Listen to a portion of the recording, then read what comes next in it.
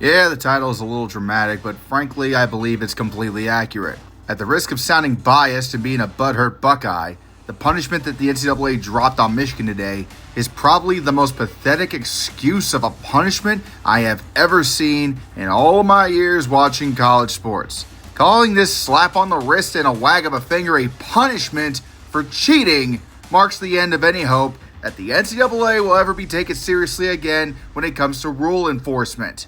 If you are watching this, you should know already what happened, but here's a quick refresher. In 2023, allegations came out that Connor Stalions, an assistant on the Michigan football coaching staff, was getting advanced scouting on teams by attending games and videotaping their upcoming opponents. Buying tickets for scouts to attend games in person is a major violation of NCAA rules. It's not illegal to scout opponents, but it's illegal to use the bottomless pit of money at the disposal of a high-level FBS program to fly scouts to games and watch them in person, as other smaller schools cannot afford to do so. This is confirmed to have happened 56 times over 3 years. It was so extensive, he dressed up as an assistant coach from Central Michigan just to scout their game against Michigan State. Like what the fuck, dude? The punishment? Fines that will equal up to $30 million, a suspension for week 1 of 2026, not this year, next year, for head coach Sharon Moore, show cause penalties on Jim Harbaugh and Connor Stalions, which don't matter because they're never going to coach in college football ever again anyways, and that's pretty much it. No postseason ban, no vacated wins, nothing. Normally in the past, the NCAA would have blasted Michigan out of the sky. Bowl bans, vacated wins, scholarship reductions, TV blackouts. They would have used a mix of all of these and more to teach not only Michigan, but the rest of the league a lesson. Don't break the rules, or else we will smite you with the fury of 1,000 suns. They would bring the hammer down like John fucking Henry on even the slightest violations. Here's a few examples since 2000 in case you forgot. Alabama, 2002. Booster got caught paying recruits to come to Alabama. Bend over and take this 2-year bowl ban and 5 years probation up the ass tide. Sure, you'll bounce back. I mean, you are Alabama after all, but this will fuck you for the rest of the decade. Kentucky, 2002. Oh, the Wildcats tried to cheat like Alabama. 1-year bowl ban and 3 years probation for you. Probably didn't even need a bowl ban. You wouldn't be making a bowl anyways with how trash you are. Florida State, 2009.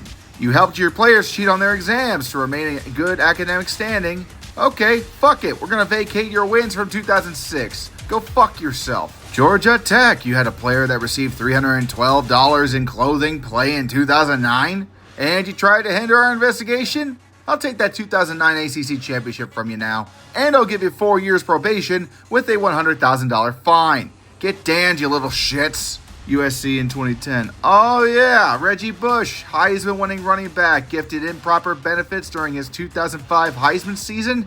Okay, how about we take that Heisman trophy back, vacate some wins that year, ban you from the postseason for 2 years, and take 30 of your scholarships. Too harsh? Too fucking bad. Control your institution. Ohio State, 2011. My, oh my, this is a doozy. Your players sold memorabilia for tattoos and cash, and head coach Jim Tressel knew about it and hid it until the end of the season? This is outrageous. You clearly deserve the fucking book thrown at you. We'll take some scholarships, vacate your 2010 season and that Sugar Bowl win you had over Arkansas, give Jim Tressel a 5-year show cause order, and ban you from bowling in 2012. Case in point with Michigan. In 2023, the scandal came out and the Big Ten acted immediately. Coach Harbaugh got suspended for the final 3 games of the season, including the game against Ohio State. The university also took action upon itself in the lead up to this announcement by suspending Coach Moore for 2 games. The problem? The suspensions are going to be for weeks 3 and 4 of this season, when Michigan has their weakest opponents on the schedule. What, do you think they were going to suspend him for the Oklahoma game? What, are you insane? Schools inflicting actual self-harm upon themselves is about as likely as the CEO of Wells Fargo robbing his own bank. Why in the fuck would they do that to themselves when they could pretend to hurt themselves while getting extra donor dollars from boosters to soften the blow? Yeah, what Michigan did here was deplorable, and they should have had the book thrown at them for this because holy fucking hell, you literally cheated by having Stallions record games in person so he can catch signals from assistant coaches that you otherwise don't see on film normally. No matter how involved Harbaugh was with the scheme, it cannot be denied that this was fucking wrong on every single level. And they fucking got away with it. You can keep that national title, Michigan, but regardless, it's forever more tainted. The 2017 Houston Astros welcome you to the land of the most bullshit championship winners of all time. The last time the NCAA really cracked down on a program was Ohio State in the Tattoo Gate scandal. Since then, the mighty infractions committee has been turned from a feared monster into being as soft as an anime body pillow. A lot of the reasons for this has to do with the many lawsuits and court cases that the NCAA has lost over the last decade that weakens the power they have on these institutions. Now with the House ruling, players are getting paid to play college football by the schools directly.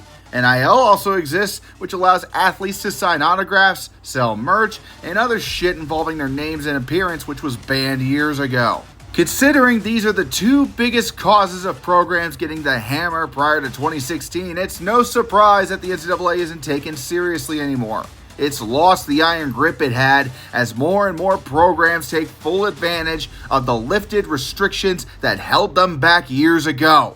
Anytime they try to enforce its rules now in a harsh manner, they immediately get their asses handed to them in court. Most recently, Tennessee sued the NCAA after they alleged the Volunteers were in violation of their half-assed rules regarding NIL recruiting.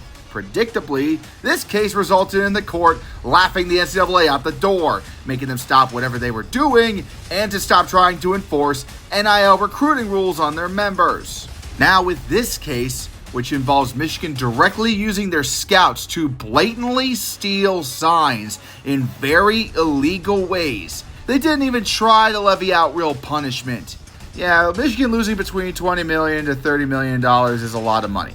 But don't you think that a deep roster of boosters and mega donors at a school like Michigan would be able to recoup those costs for the program no problem? They didn't vacate any wins that Michigan used stolen signals on.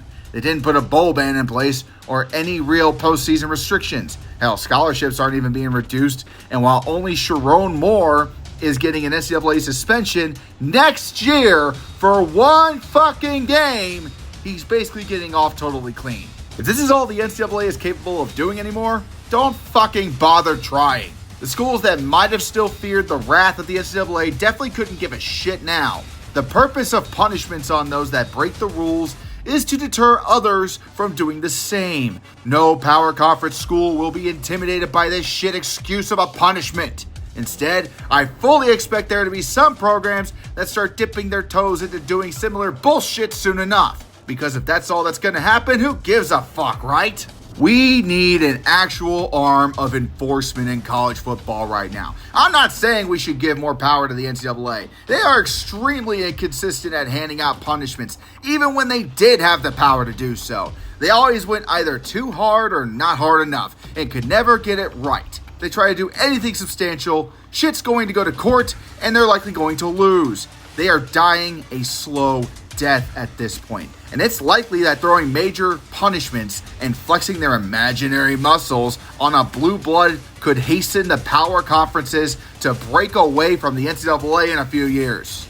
25 years ago, the NCAA would have nuked Michigan with a multi-year bowl ban and TV blackouts. 10 years ago, this would have been a bowl ban and at least scholarship reductions. This shit proves the NCAA is on its death rattle phase. This weak-ass punishment shows that the NCAA no longer has either the power to enforce its rules or is frankly too scared to enforce them for fear of hurting the bottom line.